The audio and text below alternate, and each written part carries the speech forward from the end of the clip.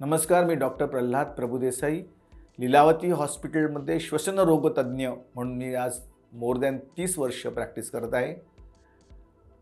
30 मे हा world no tobacco day आहे आणि हा इम्पॉर्टंट दिवस अशासाठी आहे की टोबॅकोमुळे जे श्वसनाचे आजार होतात, जो आजचा विषय आहे टोबॅको आणि COPD, तंबाखू आणि COPD, त्याच्याबद्दल आपण काही ऐकून घेणार आहोत माझ्याकडनं.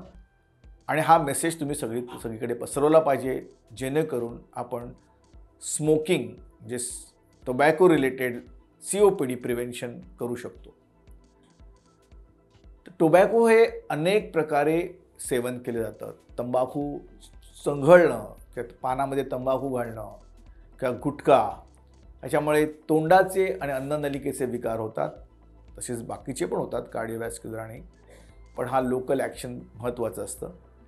दुसरं टोबॅको घ्यायचं पद्धत म्हणजे स्मोक करणं, इनहेल करणं.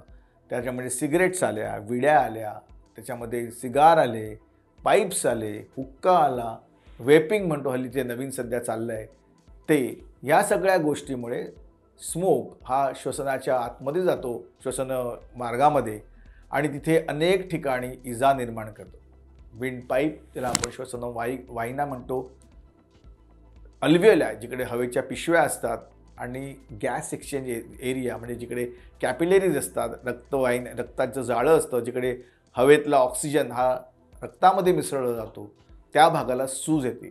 आणि ही सूज, इन्फ्लमेशन ही नुसती लंगपुरती मर्यादात राहत नाही, तर ती सर्व शरीरभर पसरतं. आणि म्हणून अशा पेशंटना ज्यांना COPD हा होतो, त्या COPDच्या पेशंटना नुसत्या लंग्सपुरते त्रास होत न राहता त्यांना हार्टचा, हृदयविकार, हृदयवाहिन्यांचे विकार, नंतर मेंदूच्या रक्तवाहिन्यांचे विकार, त्याबरोबर ती अनेक प्रकारचे जे कॅन्सर आहेत ते होतात. त्याच्या व्यतिरिक्त ऑस्टिओपोरोसिस, नंतर डिप्रेशन, एन्झायटी, आणि जवळजवळ शरीरातले सर्व अवयव तुम्ही इन्व्हॉल्व झाले तरी काय हरकत नाही. एवढंच काय, तर इम्पोटन्सीसारखा आजार पण स्मोकिंगमुळे होतो. फ्रॅक्चर्स पण स्मोकिंगमुळे होतात. प्रेग्नन्सीमुळे जे काही बाळांवरती दुष्परिणाम होतात ते वेगळेच. तर आजच्या ह्या COPD आणि स्मोकिंग, टोबॅको, ह्याचं सगळ्यात महत्त्वाचं काय, तर ते प्रिव्हेंट करणं आवश्यक आहे. कारण नुसत्या व्यक्तीला त्रास होत नाही, तर व्यक्तीबरोबर राहणाऱ्या लोकांना, त्याला आम्ही पॅसिव्ह किंवा सेकंड हँड स्मोक म्हणतो, त्यांना पण त्रास होतो. इतकंच काय, जर एखादी व्यक्ती एखाद्या ऑफिसमध्ये म्हणा किंवा घरी जर सिगरेट प्यायून घरी बाहेर निघाली, तरी देखील त्याचे जे पार्टिकल्स असतात ते भिंतीला, टेबलाला, खुर्चीला चिकटलेले असतात. आणि ते खूप पार्टिकल असे आपल्या हातानुसार, जो माणूस परत त्या खोलीमध्ये येतो तेव्हा त्याला त्याच्या हाताबरोबरती, त्याच्या श्वासाबरोबरती ते आतमध्ये खेचली जातात, आणि त्याला थर्ड हँड स्मोक म्हणतात. म्हणजे तू व्यक्ती गेली, स्मोकिंग करणारा गेला बाहेर, पण नंतर येणाऱ्या व्यक्ती त्या रूममध्ये पण त्यांना त्रास होतो. तसंच first hand smoke, second hand smoke आणि थर्ड हँड स्मोक, या तिन्ही गोष्टी हा महत्त्वाच्या आहेत अवॉइड करणं. आणि हा एक सोशल आजार आहे असं म्हटलं तरी काय हरकत नाही.